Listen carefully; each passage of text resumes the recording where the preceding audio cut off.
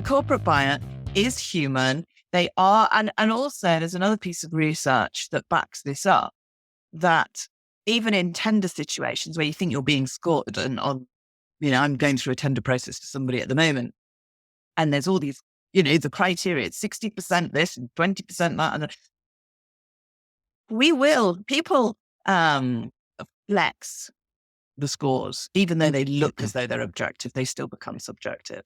So, people buy from people they know, like, and trust. You're listening to the Sales Today podcast, and I'm your host, Fred Copestake. On this podcast, we explore how sales professionals can develop a modern approach to winning business, the application of virtual selling techniques, how to create meaningful business relationships, and much more. Why not take our free collaborative selling scorecard to see how your sales approach suits today's environment? You'll find a link in the show notes. And welcome to this episode of the Sales Today podcast, where I'm delighted to be joined by Karen Green, who is the author of Buyer-ology. Karen, welcome. Yeah. She's not yaying because she's on the podcast. She's yaying because I've got the name of the book right. Either way. I said biology about 14 times when we were chatting, and she said, it's Buyer-ology.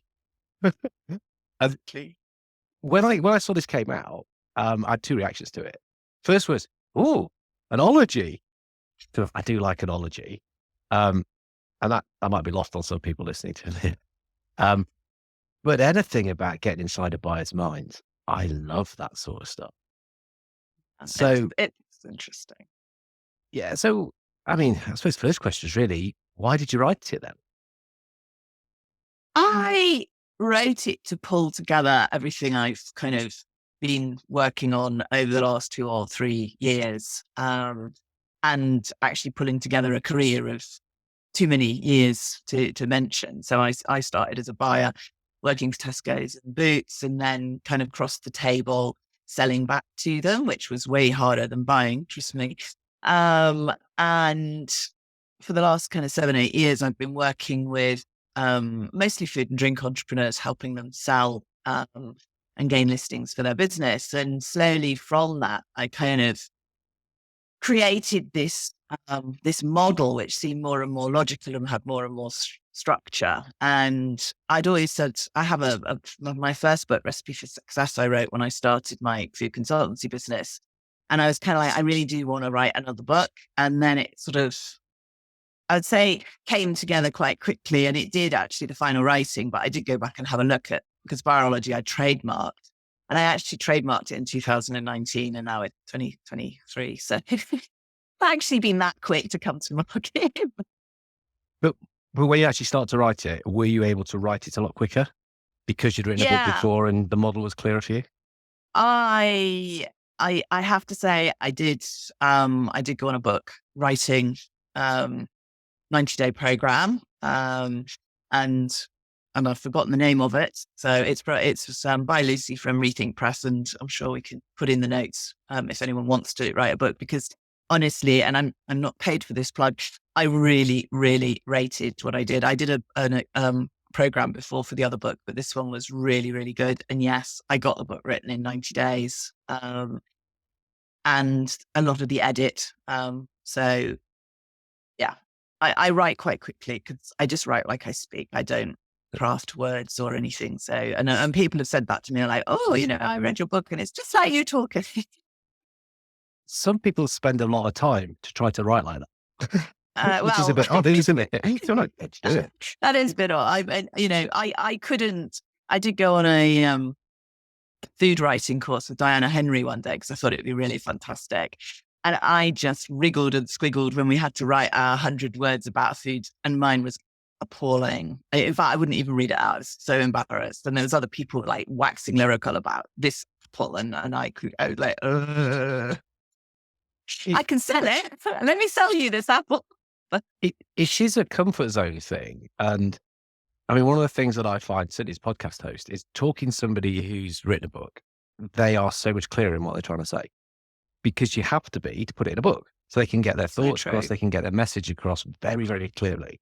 And it sets you up for doing all the work that you're trying to do way better, I find. So you're absolutely right. So, I mean, we could talk about the whole book, and I'd love to, but there's a bit in it that I thought, oh, this will be Gosh. appropriate to all the listeners, really. It's chapter 3 where you start talking about corporate buyers. I Mhm. thought, yeah, oh, corporate buyers, yep. We need to know about that. And I started looking at it, and you say that they're human. What? Oh, I'm gonna have to read that bit again. Come on, let me go back. You said They that are corporate buyers are they are human. they are human, and I think we forget that when we're putting together presentations, when we're making sales proposals, we tend to think about logic. So we think that corporate decisions. So if we buy, I don't know, you buy a dress or you buy a pair of shoes, you go into the store, and there's all sorts of emotions going on, and the reasons and the way we buy. And we kind of make the false assumption that when we're talking to a corporate buyer, all of that goes out the window and they sit there and go, right, well, the margin is this and the number of stores is this, and it's very, very logical. But all the research that I've read shows that, not surprisingly, I can't remember, there is a stat in the book, but something like only 15% of the decision making process is the logical one, and the rest is in the subconscious, and the rest is about emotion. So if you can get, it's very dangerous actually with a Tesco buyer, but if you can get the buyer into an emotional state, which is, it can transform the way they think about you so that then they start to be in a buying mode rather than a corporate mode. So, um, I talk in the book about a client I had who makes, made a CBD drink down in Cornwall. Part of her story was that she grew up in Cornwall. So we actually put, because to me it's very evocative. As a child, I used to go to Devon and Cornwall. We put seagulls into the soundtrack over the presentation, and we were talking, and we had photographs of the seaside and building sandcastles and eating ice cream on the beach and having all that fun and listening to the sound of the waves. And suddenly, you're transformed back into that if you have childhood. Um, and that then opens people up to, I mean, obviously, if they had a really bad life experience on a beach, you're kind of maybe struggling a bit, Bit of a risk. but there is a bit of risk. And that's really what the premise of Buyer-ology is, the study of buyer, because what we want to do is we want to get as much information as possible about the buyer as a human before we go in to make the presentation. And nowadays, it's, especially if they've got an unusual name, it can be really easy to track them down. You can, and I do to say, please don't stalk them, but you can find stuff out on Facebook. You can Google them. You can, LinkedIn obviously is an easy win, but building up that picture of the corporate buyer, if it is a one-to-one basis, I did a podcast a few weeks ago with a guy who does B2B, but he does B to many B. And he said, well, how does that work if I'm writing out to all these companies? And I was like, oh God, I hadn't even thought about that in the book. So I kind of went around it in terms of thinking about it, but I do have some thoughts on that. But so yes, the corporate buyer is human. They are, and also there's another piece of research that backs this up, that even in tender situations where you think you're being scored, and I'm going through a tender process for somebody at the moment, and there's all these, the criteria, it's 60% this and 20% that. And people flex the scores, even though they look as though they're objective, they still become subjective. So, Yeah, people buy from people they know, like, and trust. it's true. I was doing Really. something like that with the scoring system the other day. It was on awards, the judging, and somebody came in and told a story. It was a brilliant story, yeah, backstory of the company. When we sat down to score, I said, "Look, guys, you're going to hate me what I'm saying here, but we have to ignore that. It's totally irrelevant to what we should be scoring on." And they went, "But that's so hard." I went, "Yeah, I know. Do you think that's killing me as well?" Because it was such a good story, and we all associated with it so strongly.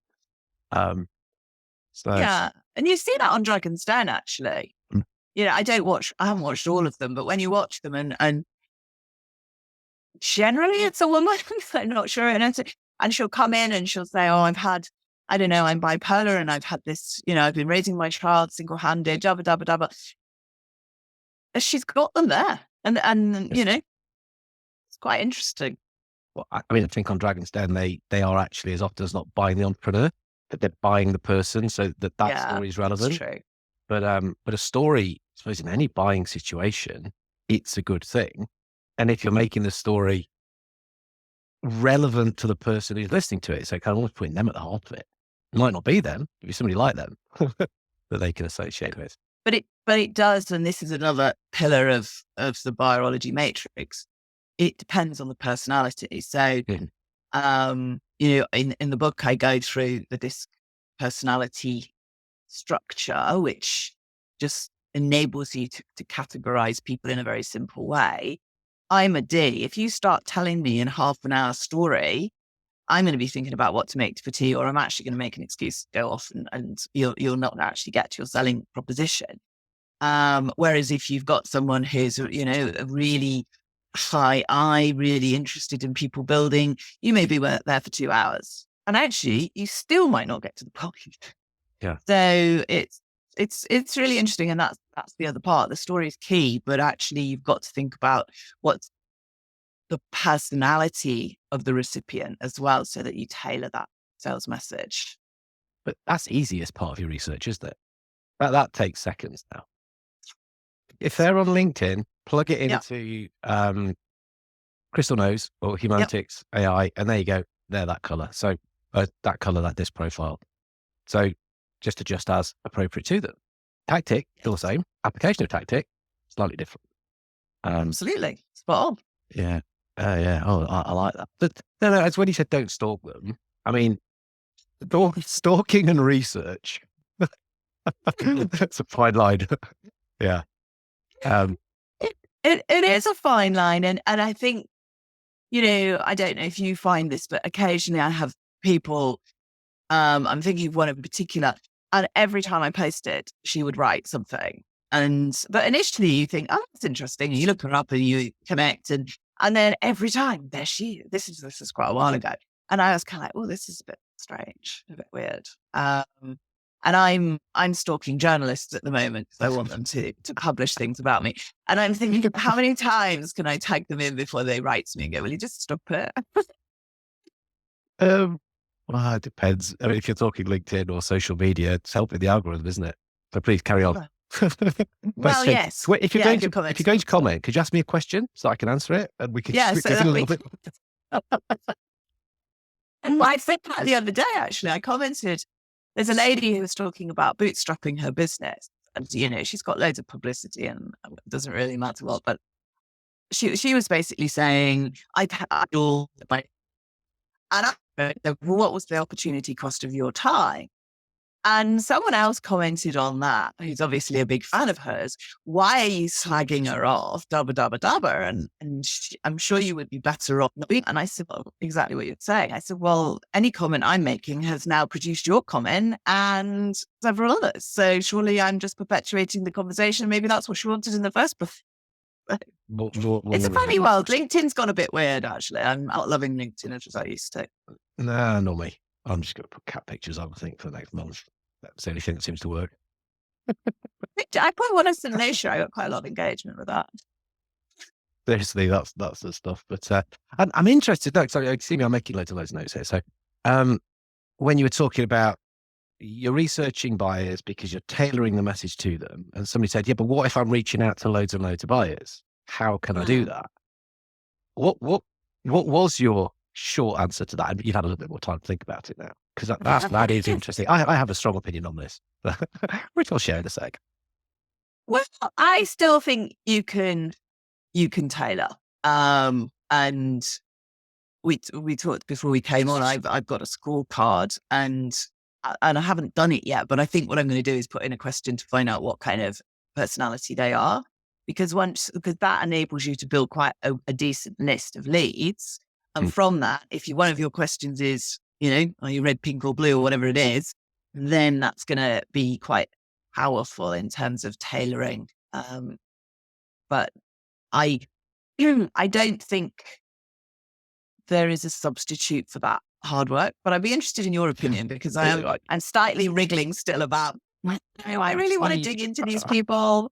you've just took a punchline. That was it. There isn't a substitute for the hard work. Oh, Just like, okay. well, which ones do you want to sell to? All of them. Right. You've got to research and tailor it to all of them. Or, if I'm a bit cynical, it's like, which ones do you want to sell to? Just send them the standard. Because you want to engage them. And the ones that you really want to, make some time for doing that. 8 to 20, whatever. Just, there's no way around it. There's fast ways to do it, and you can start to look at persona. But a lot of clever people are doing that already. So that's where we've got to get to relevant personalization. So yeah, I'd have just pushed back and said, just do your work, do your job. He seems to be doing all right, actually. There we go. I'll get more podcast next week. Interesting, you talk about the scorecard. I do have a couple of questions in there, not so much about personality, but to try to define people's values. Because I interviewed a guy called David Allison. I interviewed him twice, actually, and he's talked about value graphics. Okay. And when you talk to someone's values, his phrase was, I remember it, it's like giving a dog a snack. They can't resist it because that's the deepest thing that, they respond to. So he's put these archetypes together, and I sort of asked a couple of questions because I know who it is that I can really make the most difference with, and do try to uncover that. Yeah, it's Yeah, I think the scorecard is a really powerful thing, and as I say, I wrote it a wee while ago, and I want to go back onto it now, and just think, whilst giving benefit and giving some value back to the people who are doing it, but also to think about, well, can you spot while you're doing it how I'm also gathering information and using it as a lead gen? Because the people who are doing it, obviously, I assume will be B2B people, so who also want to sell better. So it's I find that, and you might well recommend it as a tactic. Yeah, I mean, Sure. it's really interesting. I watch a lot. I'm sure you do as well. I watch the way people. I don't want to buy specifically the product, but I watch how they've done it because I think, well, that's interesting. I hadn't thought of doing it that way. Yes. So yeah, but scorecard. My only worry with the scorecard is because everybody's absolutely loving it, and Daniel Priestley's plugging it well, promoting it well. Is everyone going to have a scorecard soon? And is it just going to be kind of nobody wants to do any more scorecards like everything else? If it's targeted right, so if the title is right, if the headline is right, and it's relevant to that person, they will still do it, won't they? It won't matter. Yeah, I think so. If people won't accidentally do it because they're a bit bored, it's like maybe take a break magazine on and just find out whether I would be, who I'd be in Star Wars, whatever, I don't know. Yeah, exactly. This is my world. This is what I do. I want to get better Yeah. at it. Here is somebody who's offering up some resource. Tell me, Yeah, the grips. and that's true. Yeah. Coming back to, well, I'm sure we've been on the subject. I've not gone off it. The buyer being human, the buyer kind of just having a brain, but having the brain which has got these drives, these kind of emotions. What other things can we do then? To understand people better, but what kind of things can we bring into the way that we engage them, we work with them? I think you go back to the know, like, and trust before you go to sell. So I have this 5-step buyer process, and the first step with the B is building awareness. And I think before you start selling, which would be effectively a cold call, you need to warm people up. So you have to think about how is that buyer gathering information to make buying decisions. So for me, there's a number of different marketing ways. I mean, I talked about tagging journalists, but, can you tag buyers? Can you share information with them? Can you go where they go? So I think I said at the beginning, I've done a lot of work with food businesses. We know the stores that buyers go in to gather information and gain inspiration. So if you want to get to the next level, if you want to be in Tesco's, you really need to be in some of these smaller London-based stores so that they come and see you, for example, or you're hashtagging the category that they're involved with, or as I say, you're on LinkedIn somewhere, or I don't know, doing a podcast. You can share the podcast. There's so many different ways of marketing the business and adding value on how you can solve that problem. Because, we're not just talking about food businesses. It could be, we talked earlier on, it could be selling logistics, it could be selling IT, but it's how do you add the value and the transformation.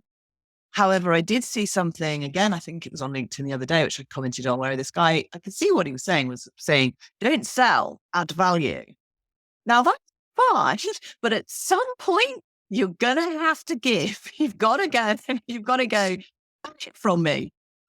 And I think that's a bit of a mistake. So that's my kind of initial. So I'm giggling because I hang around with a lot of salespeople on LinkedIn, as you can imagine. And when somebody puts that, it's not long before somebody will jump in and go, what does that even mean?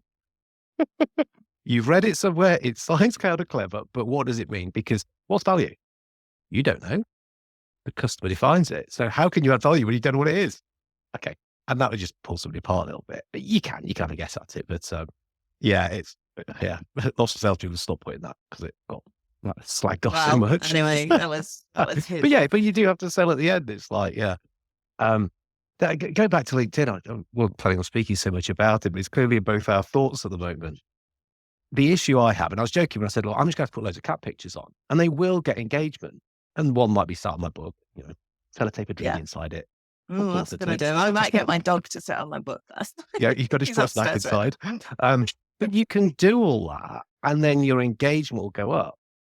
Whereas I'm thinking, but the problem is with the stuff that we do, when somebody starts going into that deeper research and you're trying to meet them where they're at, they'll start to look at you.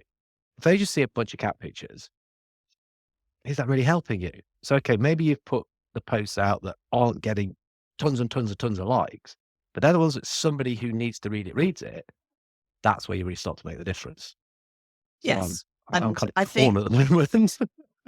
I think you've got, I had a post that went viral. I think in the end it did about 2.4 million impressions, which I've never done before. And it wasn't of my dog. It was a very attractive picture of my daughter, who is 25. So it was a fairly, and basically what I was saying was, it was when she graduated, and I just wrote a piece going, very proud of her. And that sucks to some professor who told her she couldn't do neuroscience, and to a friend of ours who was a consultant who said, well, she'll never get in. And that went viral. And I'm convinced it was because, and it was a picture I'd taken off of her Instagram, because I would have got crucified if I'd said, put a horrible picture. And there she is, looking very attractive, very lovely. And it just snowballed. But did anything come of it? Not really. Yeah, I've still got about the same number of followers, because those 2.4 million people who are looking at my 24-year-old attractive daughter aren't really my target audience. And that's the point. Yes, people will engage with your dog or your cat, but actually what we really want is the 5, 10, 20, 30, however many customers you want, who are your true customer. And who are looking and maybe lurking and going, that's quite clever, quite like that. Right, now I'm ready. And that takes patience. No, it does take patience. Then I don't want to come across as a Daniel Priestley groupie, but he put out the 7. Oh God, I'm going to get it wrong now. 4, 11, 7. 7, 11, 4 numbers. Yeah. So he says someone needs to see you for 7 hours of coverage, which I think is actually a bit long, especially for a product. 11 times in 4 different locations. And I'm pretty keen on the 7 and the 4, if I'm honest.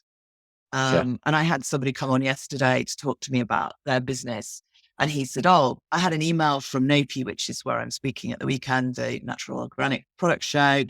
And they talked about your book. So I read your book, and then I did your scorecard, and now I'm on the phone. And I'm like, whoa, there's your 4 different places you've come across me. And now we've spoken. And he's probably come onto LinkedIn and looked at it and read a couple of things as well. So there's your 11. Yeah.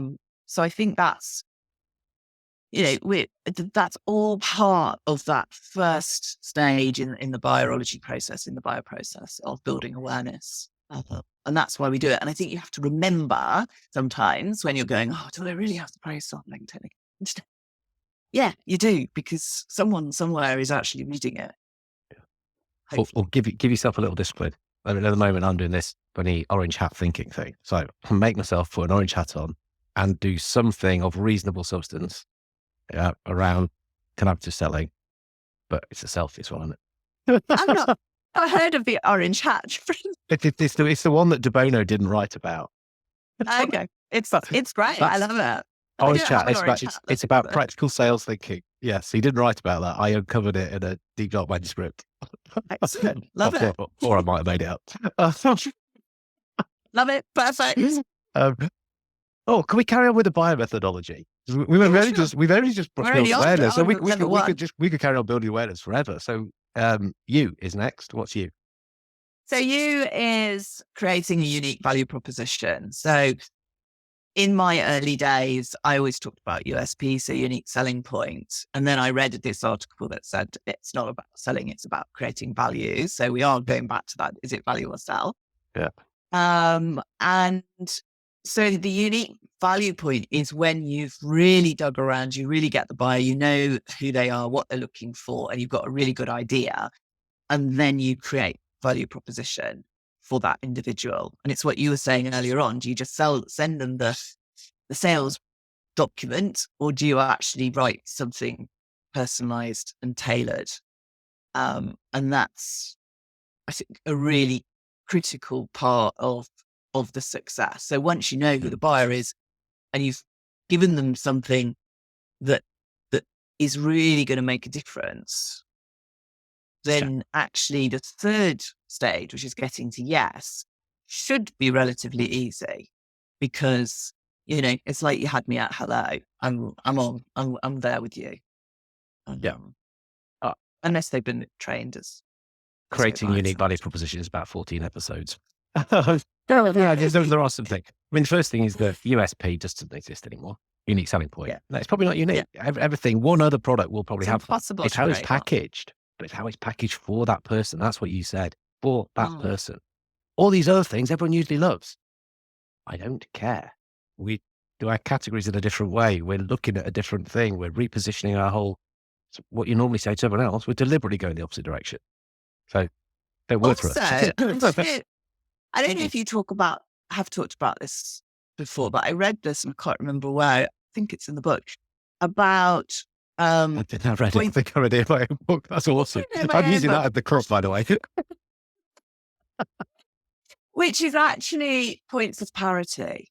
Yep. And HubSpot do this really well, where if you Google whatever HubSpot is, and I think I did Google it, like a management system, it will go, HubSpot will compare ourselves with two others. And there's a couple of other people do it really well as well. So, and what you're saying is, yeah, we have this and we have that and we have that, which are all the same as the other company, because that actually makes the buyer calmer. If you go in and I've had this several times where someone comes to me, it's totally unique. And I'm like, oh, what are we going to do about that? Because they haven't got the money to create the category. And to be fair, there's very little that is unique, but there have been a couple of occasions, and I've got a call with him tomorrow, actually. And it is quite unique, and it's going to be a really difficult sell. So if you have those points, if you can go, I have a unique value proposition, which will create more value, but be reassured, you know, we're going to perform like all those other lovely things you've got, but we've got this extra source. If it's too good to be true and you're saying it's unique, it'll be like, I'm going to try and prove you're wrong. I'm going to rack my brain. I'm going to get on Google. I'm going to do everything to find out something that's the same. And that's not me, by the way. That's not just Fred Coates. That's many human brains that work like that. That's a red person brain. And a red shirt on. Well, it is. And Todd Capone writes about this in Transparency Sale, where he says to be transparent actually builds trust a lot quicker. Yeah, if you're open, honest, and this sounds obvious, but do that. But he talks about this thing, which when he told me, I was like, oh, I can head around this. Lead with a flaw. Sometimes you say the stuff that you're not good at which then disarms people a little bit. And then you can lead into the stuff that you are good at. So if you're looking for X, Y, Z, we're probably not the best. Yes. Though I believe you're looking for A, B, C. Now I'd say we stand out on these. Like, whoa, that's very disarming. It's a very cool tactic. Easier to It get the is. yes, like you say. Yeah, no, it is. And I think you have to remember, although yes, buyers are human, in a lot of cases, they are also trained. So they're trained to hear pitches. So they're going to just sit back and they probably are thinking about, well, what am I going to make for tea? Or, Yes. and you go, so I'm not that good at, and you're like, oh, really? Hang on a minute. What's happened there? Come into my web, said the spiders fly. And then you go, but, and then they go, oh, and you've got, again, it's that engagement that you're looking for. Oh, I like you because you're so honest. Yeah. Maybe naive or maybe really well trained. Yeah, you might be really naive, in which case I can get a really good price Yeah. for this thing, which maybe I actually do want. Yeah. Oh, cool. So we are, B is building awareness. We're then putting together our unique value proposition. We're making it easier to get to the yes. Mm-hmm. What is our E?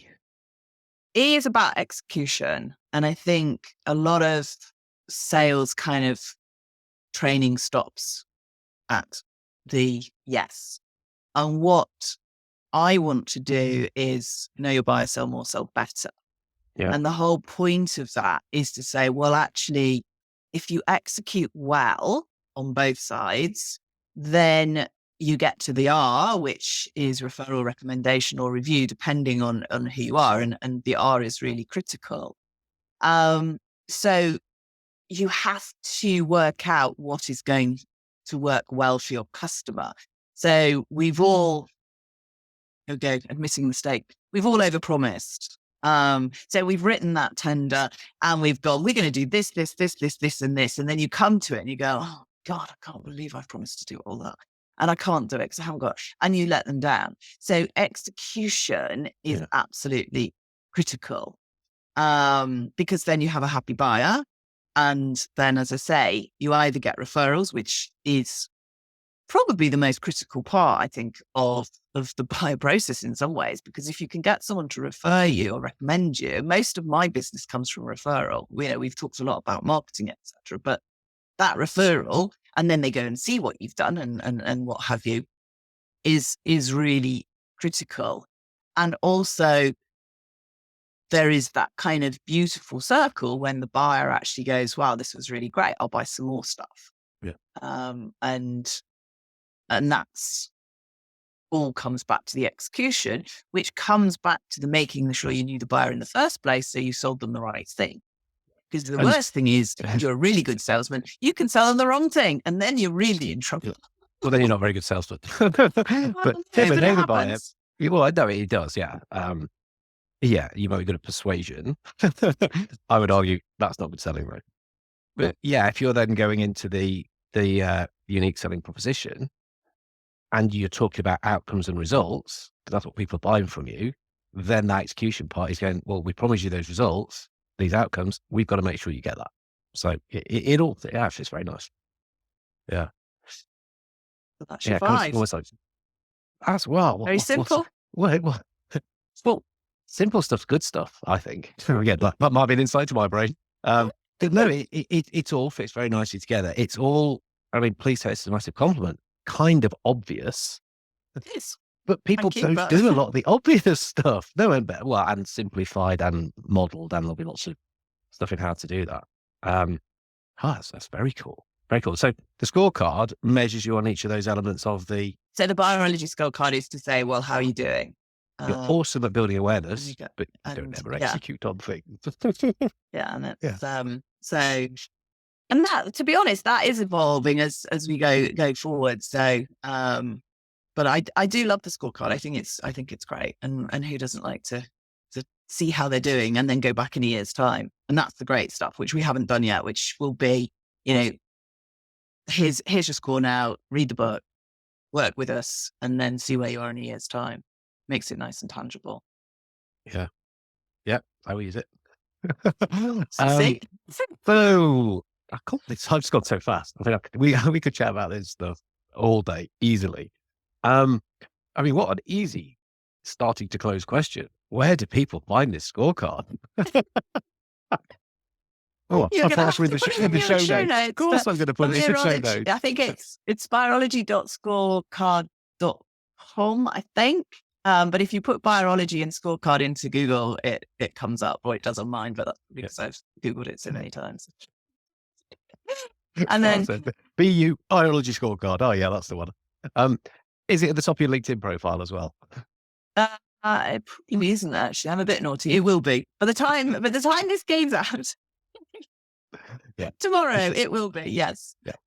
Cool. And I mean, so we talked about LinkedIn a lot, so people can find you on LinkedIn as well.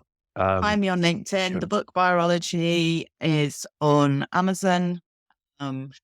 It's on Kindle and it's also paperback. If you're listening overseas and you have a problem, let me know. I have a couple of issues with people trying to order it off of Amazon.com, but it does seem to work reasonably well. So brilliant. We will pop. I don't know how many links we can put in. We'll put some of those links in. LinkedIn scorecard, delete. the book. And the book, yeah, the book too. Yeah. Awesome. So many more questions. We'll have to put another date in the diary and then pick up on some more things. But I'd love to. Thank you so much for coming on. Really enjoyed the chat. Thank you. We'll speak to you soon. Fun. All right. Thanks very much. Bye-bye. Thank you for listening to the Sales Today podcast with me, your host, Fred Copestake. I hope you've enjoyed what you heard today. If you did, please get in touch and hit subscribe. And remember, you can take the Collaborative Selling Scorecard for free to check out how your sales approach works in today's environment. You'll find it in the show notes.